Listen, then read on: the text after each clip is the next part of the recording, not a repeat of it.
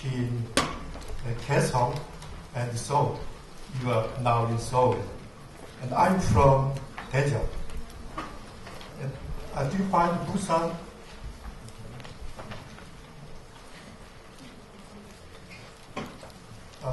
There are two Koreas, and also there are two Christianities. So I want to introduce Christianity in North Korea. Korea was divided in North and South in 1945, and KCF, its full name is Korean Christian Federation, was organized in Pyongyang in 1946. That's the umbrella organization of churches in North Korea. At this time, this organization will join WCC meeting.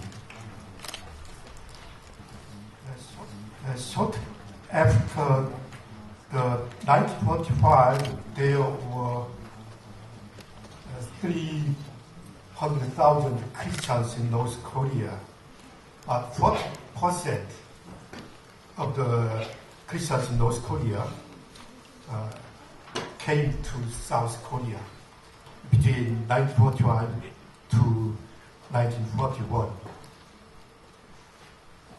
When UN forces occupied in North Korea, Christians in Pyongyang welcomed the South Korean army and also UN troops.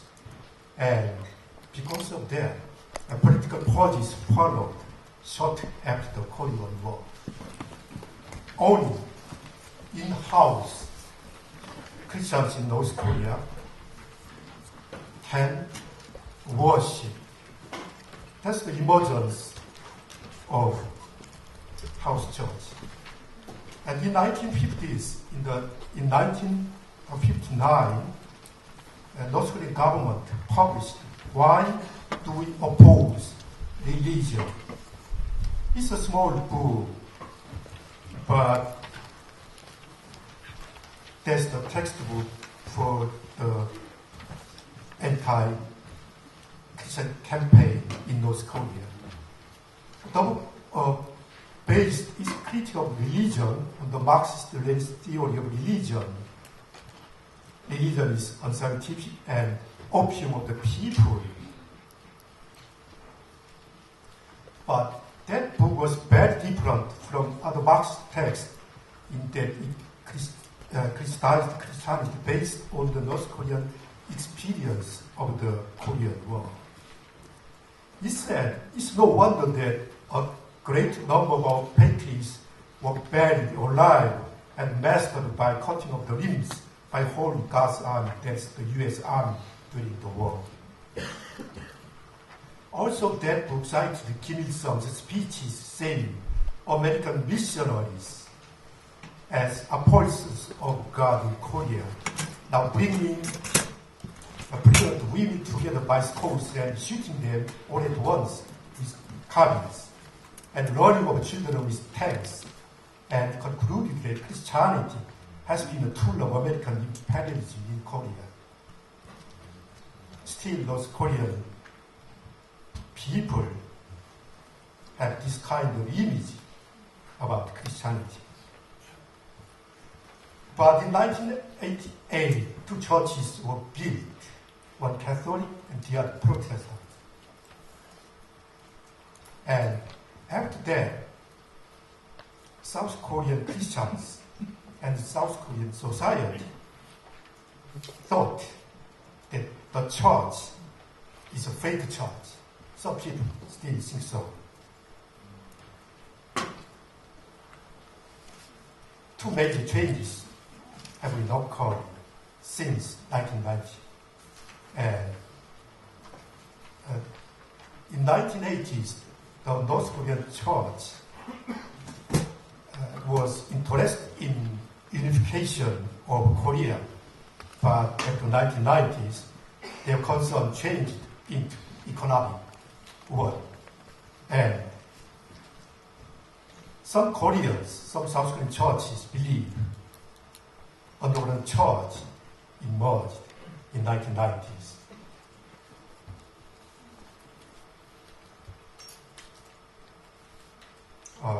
We don't know about the theological stance of North Korean Christianity, but it seems to be influenced by the Juche philosophy. It's a self-reliance philosophy of Prime Minister Kim Il-sung. Human beings are the master of everything, and the masses are the subject of society and history. And they must be united with the guidance. Guidance means Kim Il-sung, the Communist Party, and the Kim Il-sung. Hwang is president of Kim Il-sung University in Pyongyang. He came to South Korea in 1997, and before coming to South Korea, he convinced that there had to be a new development of religion, a shift from God-centered world to a human-centered one. Such a shift will be a creation of Juche Christianity. Now, Christianity in South Korea. There's a population island, religious population in South Korea. Protestant is percentage is 18.3.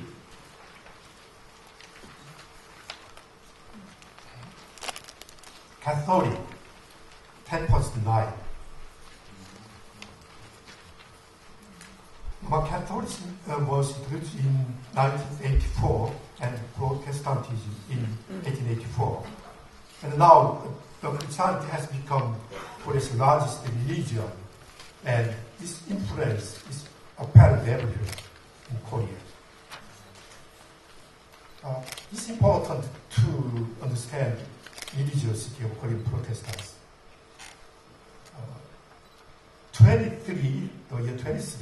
66% of the Christians attended church every Sunday, and 46% gives tithes to the church.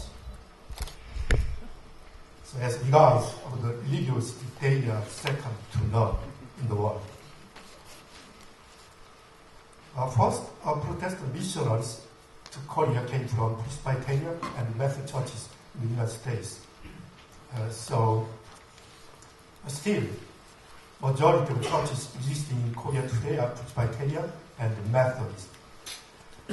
And before World War II, 1,500 missionaries came to Korea, and American missionaries 70%. It means Korean Christianity is American Christianity. And by the denomination, Presbyterian missionaries 45%. So still Korean Christianity is, you can find American Christianity, the Korean Christianities, also Presbyterian Christianity.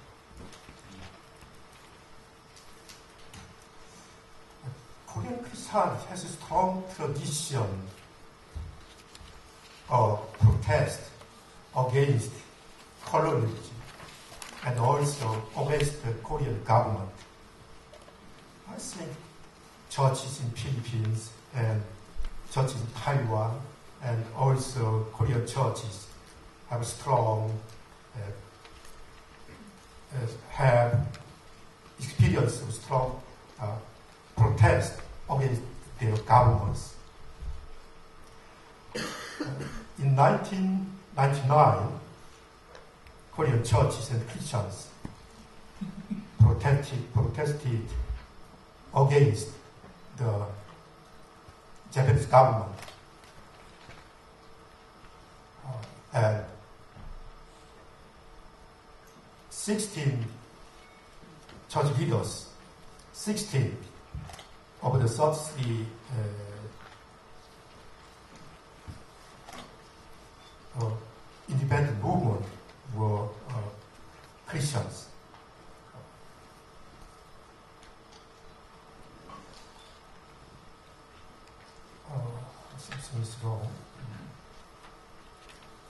Okay. In Asian countries, maybe Korean churches and churches in India have experienced protest against imperialism. And that's one of the characteristics of Korean churches. Korean churches have a big problem in denominational division or schism, especially Presbyterian Church experienced several schisms in the 1950s. And especially Presbyterian Church were divided by the WCC affiliation, and Carl McIntyre of ICC urged Korean churches to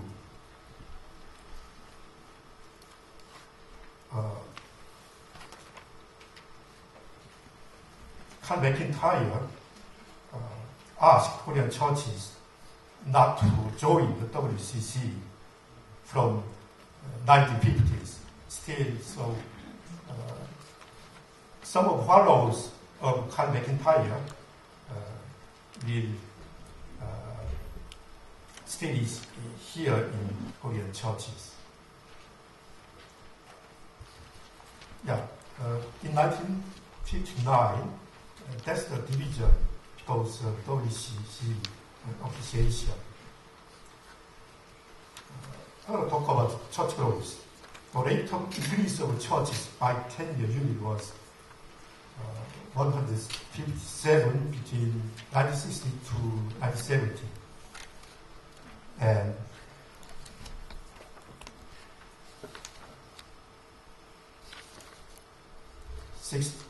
5% between 70s and 80s, and about 69 between 1980s and 1950s. The self-confidence of the rapidly growing churches reached the climax around 1984, when the Korean churches commemorated its 1centennial anniversary. And after that, Korean churches have been, are interested in overseas mission work. It was active from the 1980s. Now 20,000 missionaries work in all parts of the world, and 60% of the missionaries are in Asia. Yeah, the world is changing. I think from 1970s, Korean churches faced President Park Chung-hee's dictatorship, and Korean churches and the NCCs resist against the military government, dictatorial government. Many churches, however, had a close relation with the Park Chung-hee government on the basis of Chapter 13 romance.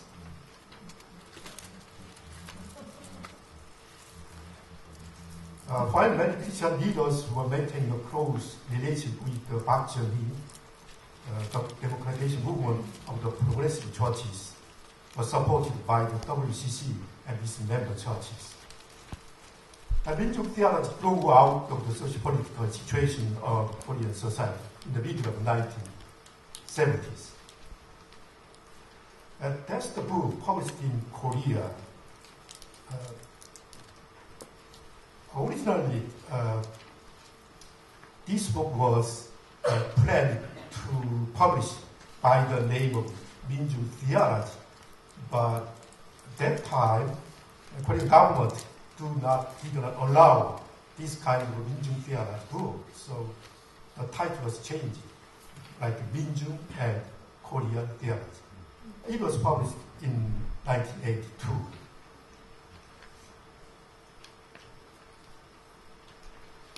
And Korean churches also involved in the unification of Korean Peninsula.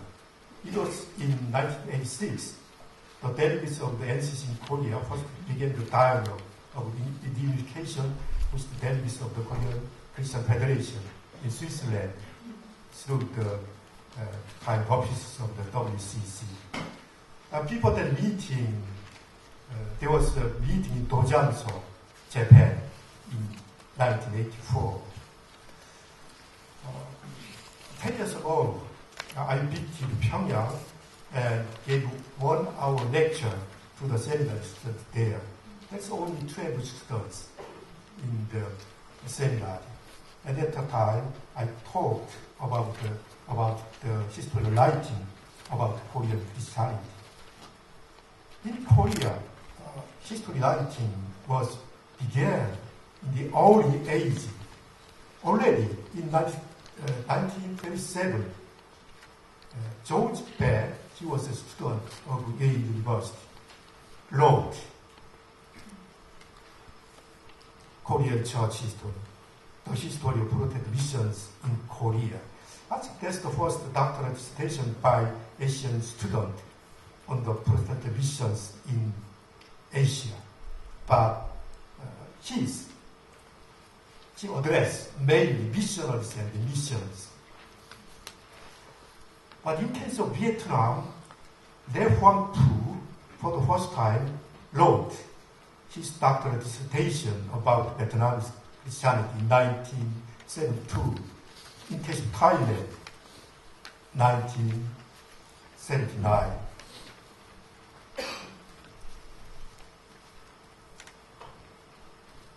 And in 1963, Theological Studies Institute was held in Singapore, and Asian historians attended the seminar, and they talked about the Asian perspective.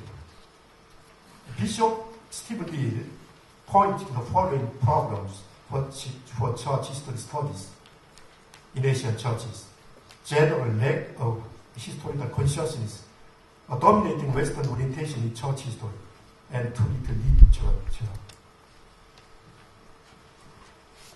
The historians of Asian Christianity felt the need for a textbook on church history written from an Asian perspective.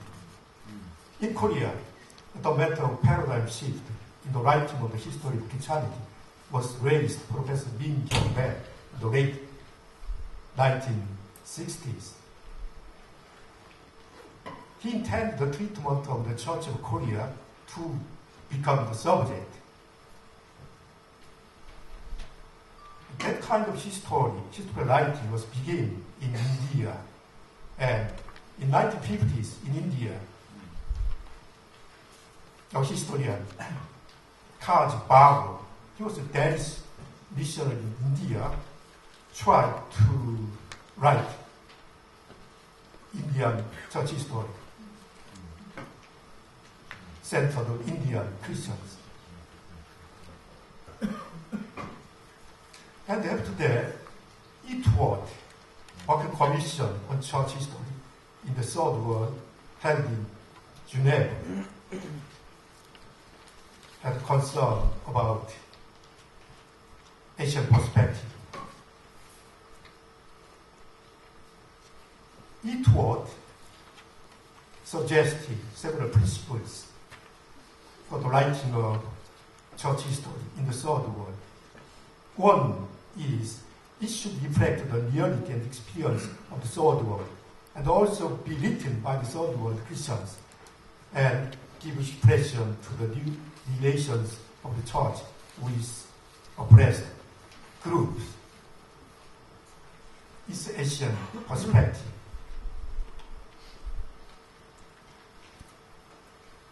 Recently, foreign scholars or missionaries from North America and Europe wrote the history of Asian Christianity. So it's time for Asian historians to take responsibility for writing the history of Asian Christianity, as well as the history of Christianity in their own countries. Okay, I said it here. Thank you.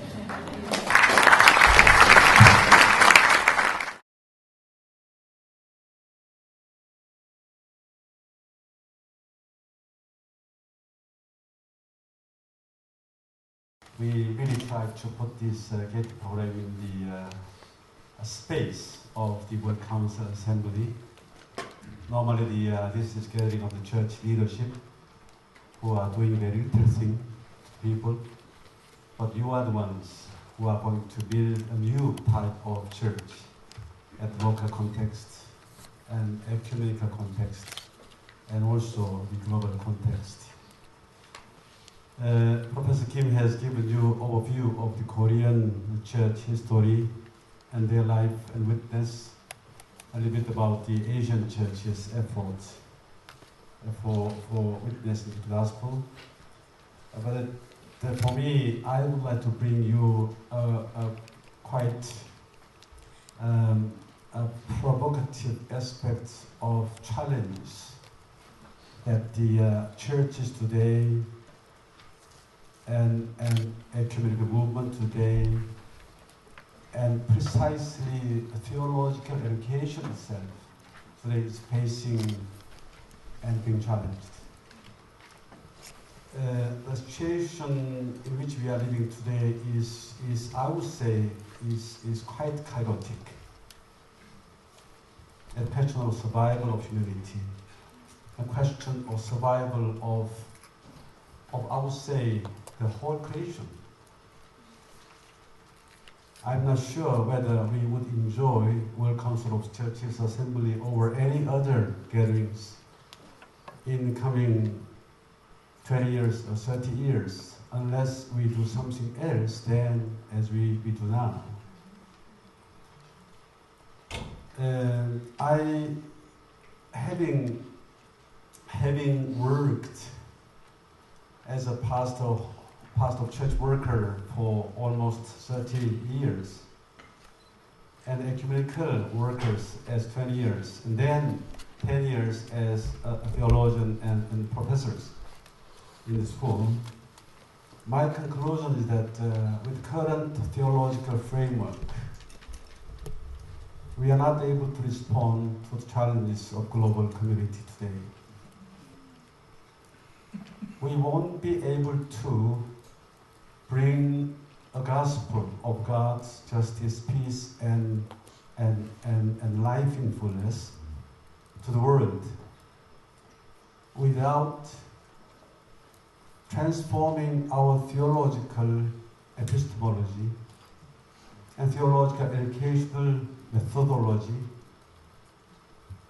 and everything into a totally different type of theology, methodology in this time of history. A couple of days ago, I was involved in some research work. Then the Global Risks 2013 that the World Economic Forum has produced. Even those who are so-called claiming that they are cooking the world economy, they are saying that the current economic, ecological, and governance, every technological, every level of what they are doing in society is failure. They've identified 5 areas of failures. And they have identified 3 major areas. Failure of convergence of economic and ecological disaster. And this digital connection of the worldwide would bring a kind of wildfires in the global market and political life. Then even human life is going to be at stake. So therefore, in conclusion, the current human civilization is not going to work with the current framework. We have been struggling to build the world in a different way by industrial revolution and industrialization process, by promoting urbanization and modernization and industrialization.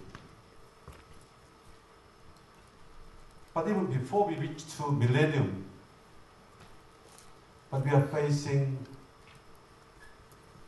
a situation of crisis, total crisis, that human technology or knowledge won't be able to respond at all. The German government has appointed numerous scholars, people, to make a proposal to produce new knowledge system which could work for sustainability of the cosmos, of the earth. But then, after having worked for a long time, they have produced a report in which they say we need transformative research, knowledge, and transformative education in order to envision possible sustainable future of the earth. So therefore, situation is much more serious than we feel in daily life.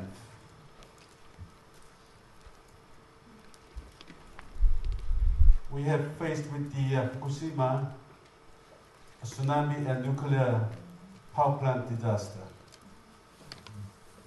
Effect of that crisis is not immediate, but the Korea is already, after having Chernobyl disaster, only after 10 years we realized that there are many cancers which are now coming up, emerging as a new type of cancer.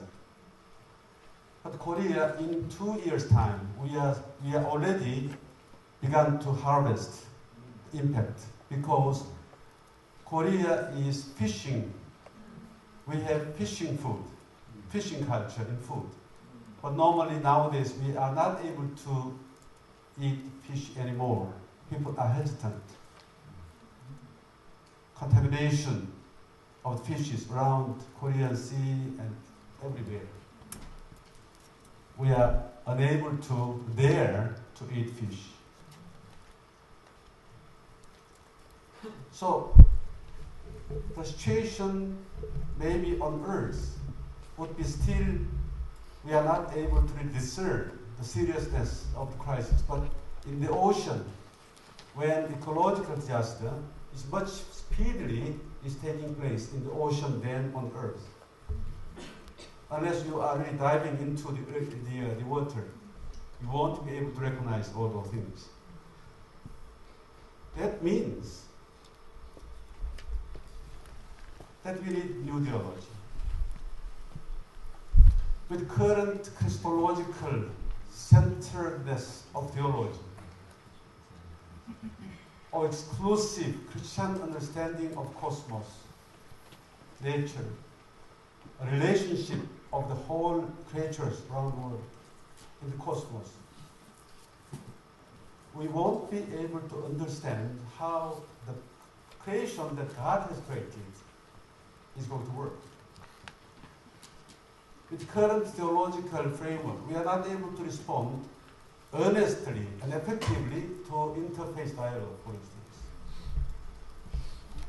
You never come to the point where you are open enough to have conversation with the other faith people at the same level.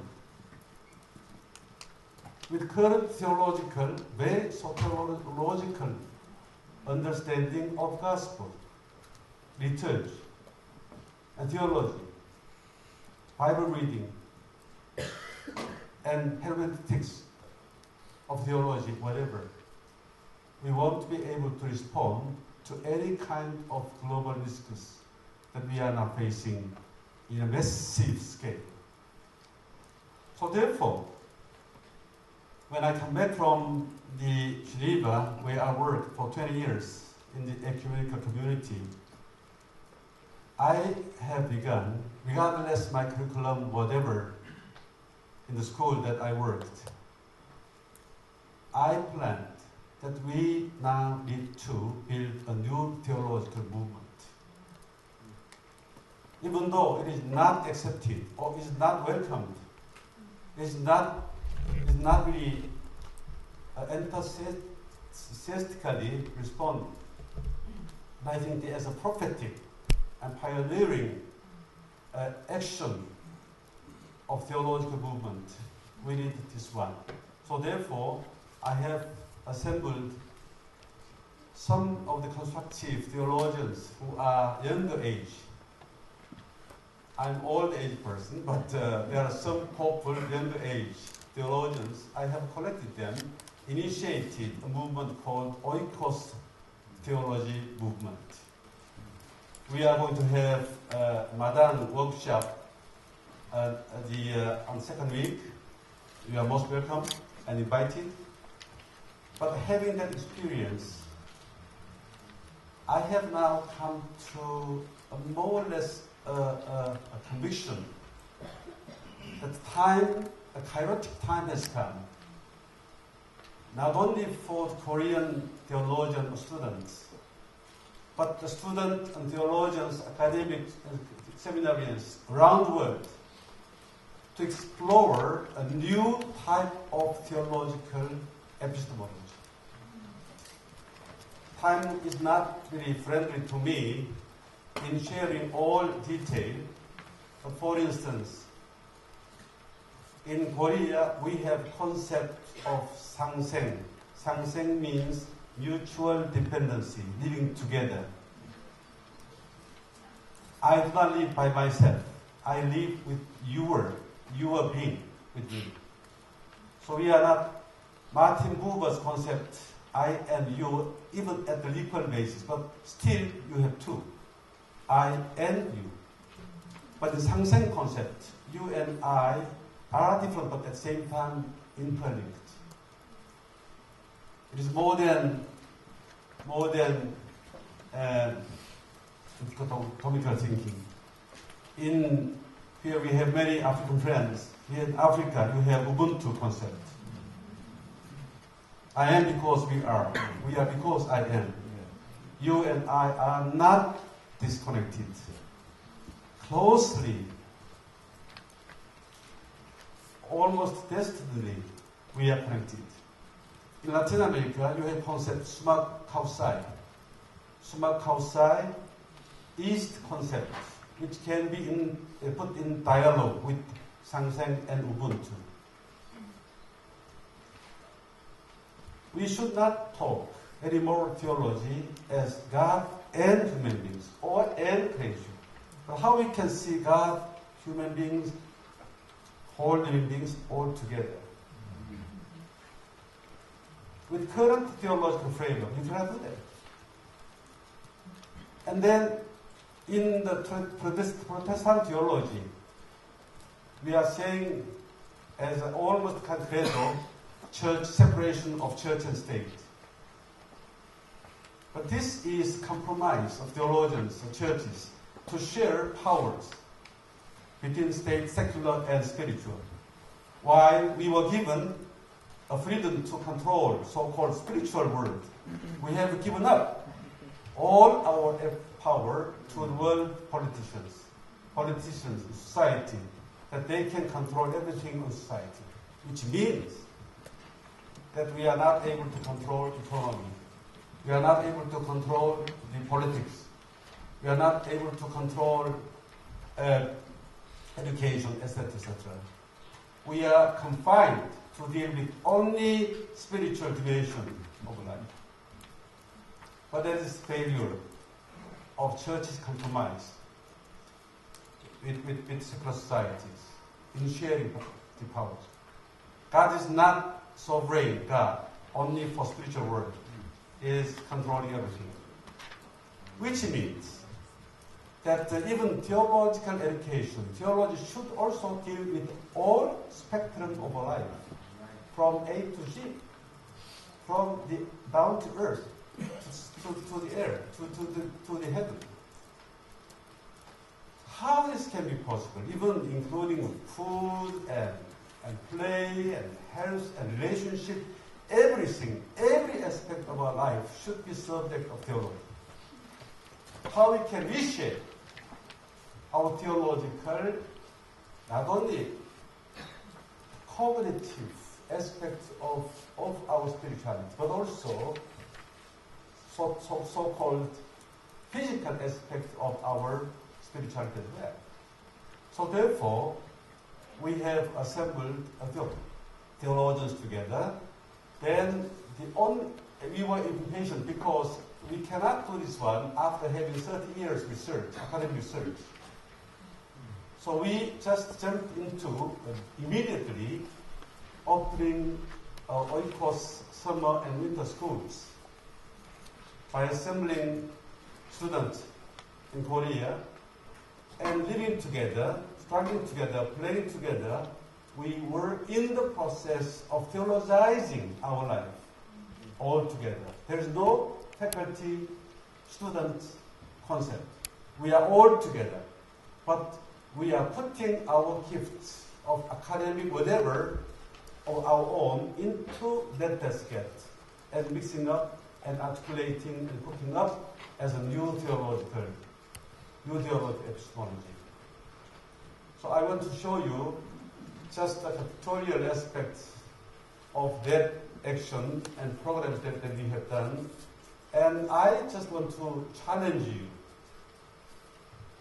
that you have to just put all our theological education in the basket now, waste basket. Then you are the ones who, after having this participation in the World Assembly in Busan, you have to think how a new theology can be generated by you who have been in this context with many friends around the world, and also facing global total crisis. So therefore, I just want to give you as my gift a small video from which you see it is not just a kind of album. You see how we are doing theology from these pictures, so that you can some kind of idea, and then you can develop this one or enrich this kind of effort in your context. May 저 비디오 들어주시겠습니까?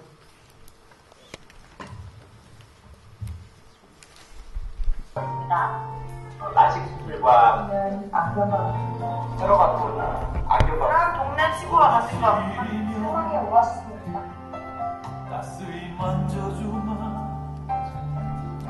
좋은 날이면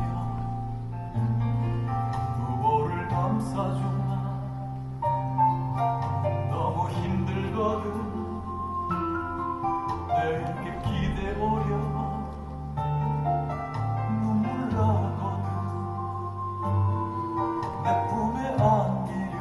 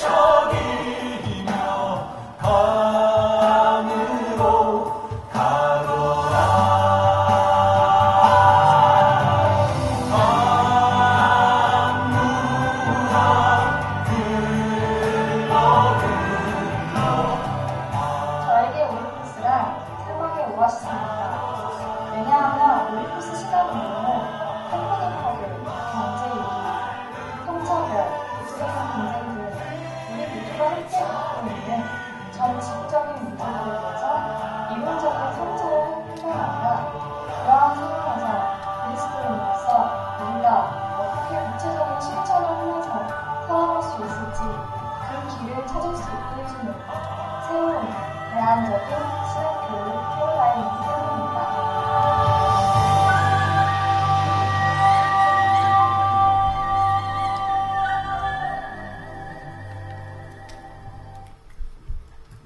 Thank you. Preparing food during our school is very, very important aspect of theological education and theological action itself. Because while we are preparing, skewering sources, rice, vegetables, and so on, we try to identify where this comes from. And we try to get this one which was produced in just way, in a way of economic justice, in a way of ecological justice, and reject everything that's being sold in the market, GMO, all kinds of things. So by doing this one, we are rejecting neoliberal economic globalization paradigm. We are resisting global economic injustice and ecological destruction. Then we are trying to cook, preparing salads or kimchi or whatever. We try to put very healthy and slow food type of sources so that it is not contaminating our taste itself. We are already enslaved by neoliberal taste. McDonald's, Coca-Cola, all kinds of things. But how we can neoliberalize our taste, our taste itself. So it is not a kind of spiritual journey, but it is a holistic journey of transformation by preparing food together. And then while we are preparing, we are also destroying or tearing down the barrier between men and women. Normally in Korean context, men are macho men sitting behind while women are working all day long. But we are working together. This is also part of gender justice. And not only gender justice, but gender collaboration, gender ubuntu, gender sangseng, and so on. Dancing.